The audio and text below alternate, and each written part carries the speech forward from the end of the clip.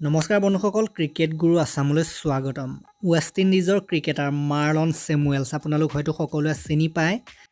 তেওঁ বিভিন্ন সময়ত প্ৰেছ কনফাৰেন্স আৰু ক্ৰিকেটৰ পথাৰতো অভব্য আচৰণ কৰা দেখিবলৈ পোৱা গৈছে। বিশেষকৈ তেওঁ ইংলেণ্ডৰ টীমটোৰ লগতে ইংলেণ্ডৰ অলৰাউণ্ডাৰ বেন ষ্টকছক চকু পাৰি দেখিব নোৱাৰে আৰু দুয়োজনৰ মাজত ডাঙৰ শত্ৰুতা আছে। এই দৃশ্যাংশসমূহ দেখি আপোনালোকে হয়তো সেই শত্ৰুতাৰ উমানটো লগাব পাৰিছে। এয়া 2016 চনত ভাৰতত হোৱা টি-20 বিশ্বকাপৰ দৃশ্যাংশ। এই বিশ্বকাপত ফাইনেলখন ইংলেণ্ড আৰু ৱেষ্ট ইণ্ডিজৰ মাজত হৈছিল। তেতিয়া চেমুৱেলছ আৰু বেন ষ্টকছৰ মাজত খেলপথাৰত তীব্ৰ বাকযুদ্ধ হোৱা দেখা গৈছিল, তীব্ৰ মুখেৰে গালি-গালাজ হোৱা দেখা গৈছিল। কিন্তু এই শত্ৰুতা নতুন নাছিল। এই শত্ৰুতা 2015 চনৰ পৰাই আৰম্ভ হৈ গৈছিল। 2015 চনত বেন ষ্টকছে এটা ছিৰিজত চেমুৱেলছক আউট কৰি এটা বিশেষ ধৰণৰ চেণ্ট অফ দেখুৱাইছিল আৰু লগতে তেওঁক হাঁহি দেখুৱাইছিল।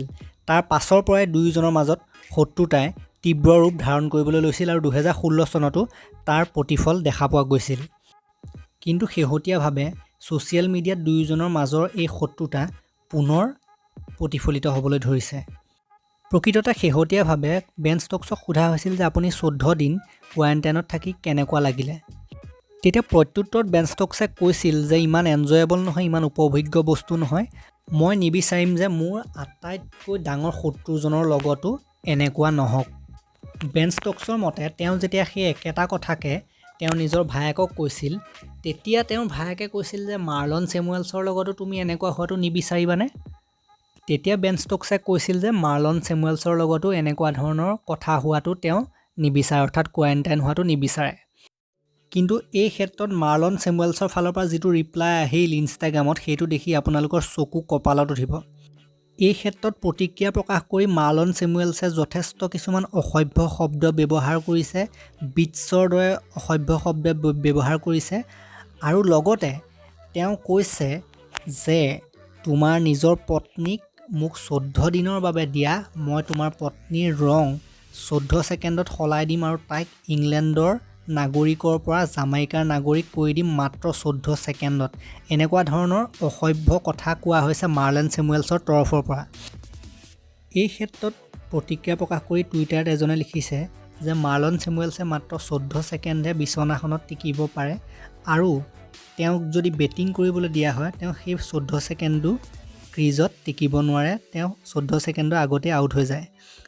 আন এগৰাকীয়ে লিখিছে যে মাৰ্লন চেমুৱেলছে যথেষ্ট অসভ্য কথা কৈছে আৰু আমি আশা কৰিম যে বেন ষ্টকছে মাৰ্লন চেমুৱেলছক নিজৰ যিটো অকাত সেইটো সময়ত দেখুৱাবলৈ সক্ষম হ'ব। আপোনালোকক ক'ব বিচাৰিম যে বেন ষ্টকছে নিজৰ যিখন অটোবায়োগ্ৰাফী, সেই অটোবায়োগ্ৰাফীখনতো তেওঁ মাৰ্লন চেমুৱেলছক বেয়া পোৱাৰ কথা উল্লেখ কৰিছে, তেওঁক পচন্দ নকৰাৰ কথাও উল্লেখ কৰিছে। গতিকে এনেকৈয়ে চলি গৈছে বেন ষ্টকছ আৰু মাৰ্লন চেমুৱেলছৰ ৰাইভেলৰী। শত্ৰুতা এনেদৰে অব্যাহত আছে। ই ভাল হোৱাৰ নাম লোৱা নাই, বন্ধুত্বলৈ ই পৰিৱৰ্তন হোৱা নাই, ই সদায় শত্ৰুতাই হৈ আছে।